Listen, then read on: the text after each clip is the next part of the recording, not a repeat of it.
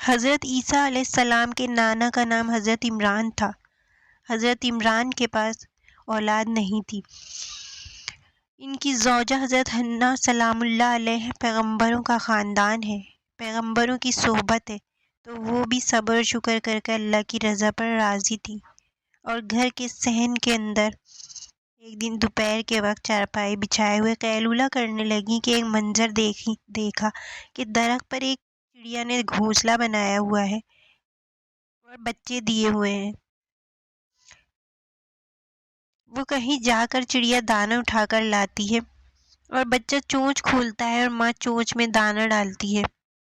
چڑیا کے بچے کے ساتھ چڑیا کی محبت کو دیکھا تو حضرت حنہ کا دل چوٹ کھا گیا اور مالک کی بارگاہ میں عرض کی، مالک تو نے جانوروں کو بھی بچے دیے ہیں اور وہ ان سے پیار کر رہے ہیں، تیرے دربار میں کیا کمی ہے اگر تو مجھے بھی اولاد عطا کر دے۔ دل چوٹ کھا گیا، دل کی گہرائیوں سے دعا کی اور عرش تک جا پہنچی۔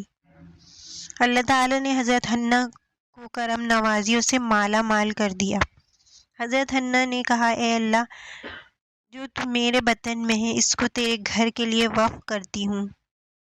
اور جب ولادت کے لمحے آئے تو آپ نے بیٹی کو جنم دیا۔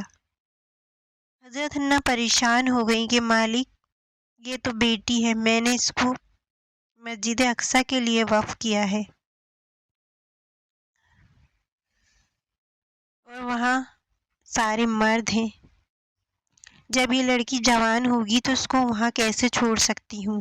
تو آواز آئی، پریشان ہونے کی ضرورت نہیں حنہ، تو نے بیٹی جنم دی ہے، ایسے تو بیٹے بھی نہیں ہوتے۔ اس بیٹی کا نام کیا رکھا گیا؟ مریم سلام اللہ علیہا۔